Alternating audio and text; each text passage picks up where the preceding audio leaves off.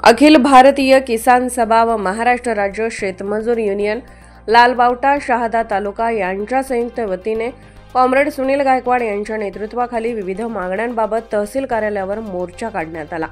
नायब तहसीलदार शैलेंद्र गवते यांना निवेदन देण्यात आले। निवेदनात असे नमूद करण्यात आले आहे की देशात व राज्यात महायुतीच्या सरकारने शेतकरी हिताचा निर्णय घेत नाही तोपर्यंत देशात राज्यात किती शेतकरी आत्महत्या होतील याची जाणीव शासनाला व्हावी।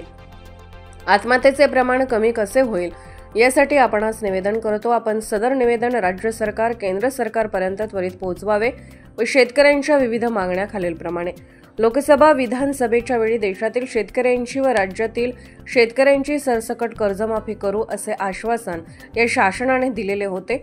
मात्र मुख्यमंत्री व अर्थमंत्री यांनी शेतकऱ्यांची निंदा केली असून दिलेले आश्वासन न पाळल्यास शासनाविरोधात मोठे शेतकरी आंदोलन उभारले जाईल म्हणून त्वरित कर्जमाफी द्यावी।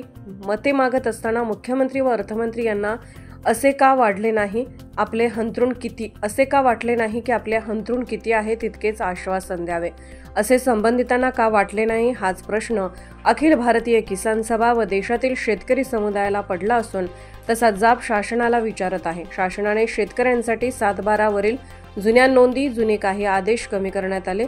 100च्या स्टॅम्प न वापरता साध्या अर्ध्यावर कमी करण्यात यावे आदी मागण्या निवेदनात नमूद करण्यात आल्या।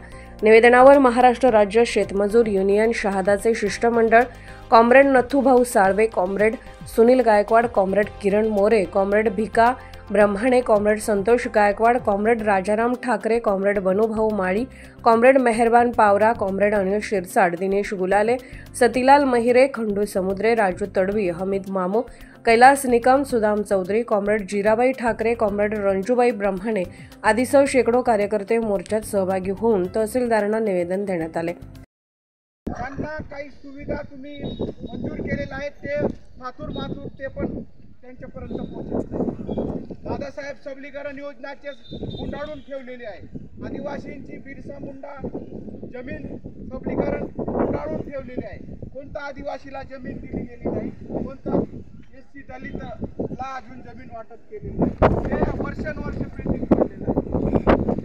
14-15 वर्षे बसलेलं बीजेपीचं सरकार हे आपल्या जीवाशी खेळत आहे। म्हणून आता जागरूकपणे येत्या काळामध्ये आता जिल्हा परिषद स्थानिक स्वराज्य संस्थेच्या निवडणुका होणार आहेत, नगरपालिकेच्या निवडणुका होणार आहेत आणि म्हणून त्या टायमाला आपण जागरूक राहून बीजेपीच्या विरोधात मतदान केलं पाहिजे असं आमचं जाहीर तुम्हाला सांगायचं आहे। जोपर्यंत तुम्ही बीजेपीला आता मतदान करणार नाही तोपर्यंत हाल अपेष्टा आपल्याला असेच होणार आहे। म्हणून आता पुढच्या काळात या स्थानिक स्वराज्य संस्थेमध्ये बीजेपीचे सर्व नालायक माणसांना बाजू करून चांगल्या माणसांना निवडून आणलं पाहिजे ही आमची कळकळीची या मोर्चाद्वारे विनंती आहे।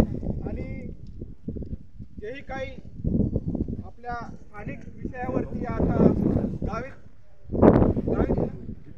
गवते साहेब नायब तहसीलदार गवते साहेब यांनी जे काही आपल्या समोर या मागण्यांच्या सर्व पाळा त्यांनी सांगितला की माझ्या हातामध्ये काय नाही, पण मी हे सर्व काही मागण्या मी शासना दरबारी पोहोचणार आहे। तहसीलदार साहेबांबरोबर चर्चा करणार आहे।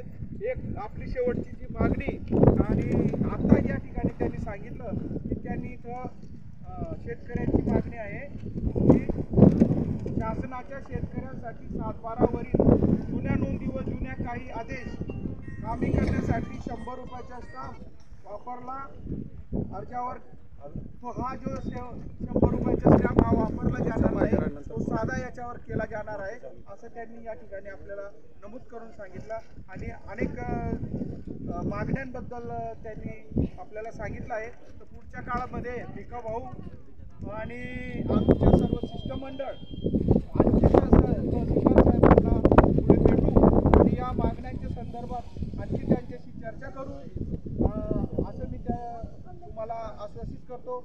ज्या ज्या मागण्या आपल्या तसाच लावण्याच्या आपण कटाक्षाने प्रयत्न करणार आहोत एवढं बोलतो आणि संपवतो। इन्कलाब जिंदाबाद। इंडिया टाइम्स 24x7 न्यूजसाठी मनोज बिरारी यांचा रिपोर्ट।